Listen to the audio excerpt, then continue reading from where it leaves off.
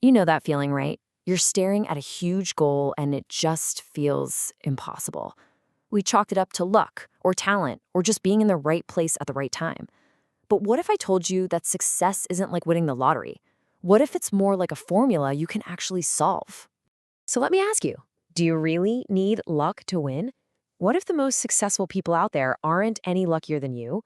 What if they're just playing a different game by a different set of rules that most of us never learn?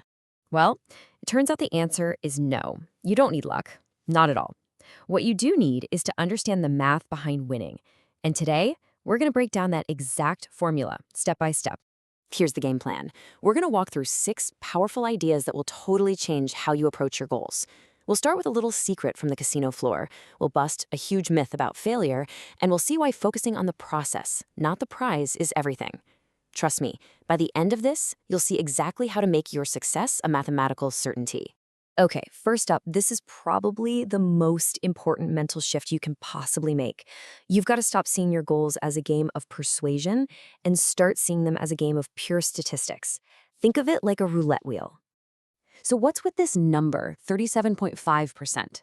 Well, in roulette, that's basically the statistical probability of a certain outcome. Now here's the thing. A casino doesn't care about any single spin. It doesn't hope you lose. It just keeps the wheel turning because it knows that over thousands and thousands of spins, the math guarantees it will win. Your success? It works the exact same way. This right here is the fundamental difference. When you're playing a game of persuasion, every no feels personal, right? It feels like a failure. But in a game of statistics, your only job is to make attempts, to keep spinning the wheel. A rejection isn't personal, it's just a data point. It's a number that gets you closer to the inevitable yes. It's all about volume and process, not luck and magic. And that idea brings us to one of the biggest reasons people quit way too early. They completely misinterpret the first few results they get. Look, making 10 sales calls, sending 10 emails, getting 10 rejections in a row, it doesn't mean you're failing. It doesn't mean anything at all. Statistically, it's just noise. A sample size that small isn't real data. You know what it is? It's the warm-up before the game actually starts. I love this quote from the entrepreneur Dan Martell. He says, "Rejection isn't the opposite of success. It's the price you pay for it." Every single no you collect isn't a step backward. Think of it as a necessary toll you have to pay on the road to a mathematically guaranteed yes. So, if we're supposed to ignore the no's and even the yeses, what in the world is left to focus on? This is where understanding the difference between leading and lagging indicators becomes your superpower. It's pretty simple. A lagging indicator is the result, the win, the sale, the signed contract. The problem is you can't directly control it. But a leading indicator, that's the action you can control. It's the number of times you spin the wheel, the number of calls you make. So you have to forget the prize. You have to become obsessed with the process. In the real world, this means you track the number of conversations you start, not the number of deals you close. Here's a perfect way to think about it. You can't directly control losing 10 pounds this month. That's a lagging indicator. But you absolutely can control putting on your shoes and walking for 10 minutes today. That's your leading indicator. Focus on that daily action, and the result takes care of itself. Okay, this leads us to another really powerful mental model. I want you to stop thinking of yourself as a salesperson trying to convince people of something.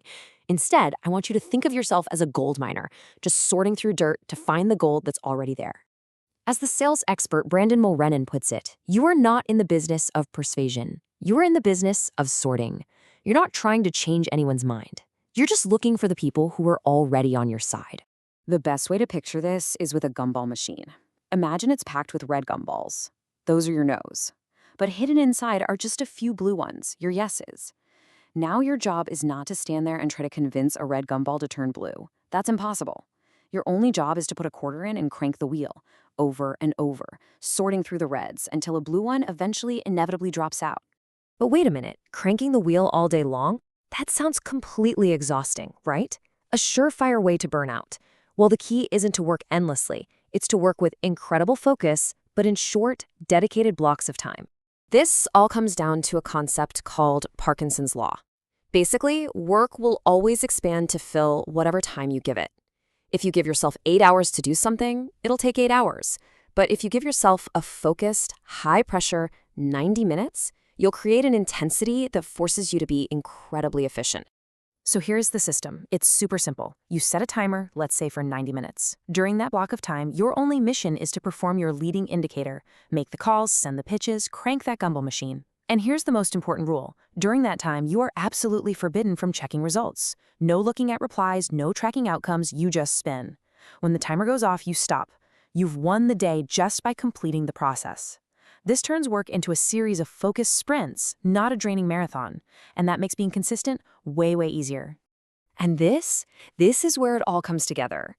When you combine that statistical mindset with a relentless focus on the actions you can control inside these timed blocks, something amazing happens. You literally force the average to show up.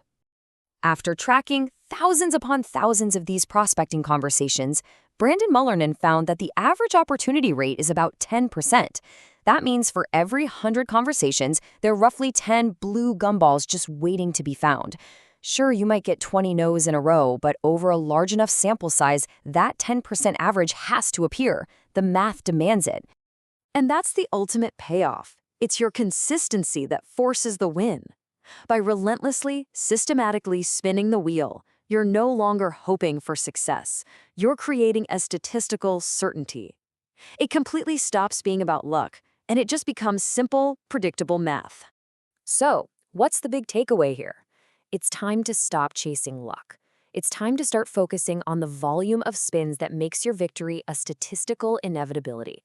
You see, refusing to be denied isn't about some kind of blind faith. It's about committing to the reps, day in and day out, because you know, deep down, that the math is always, always on your side.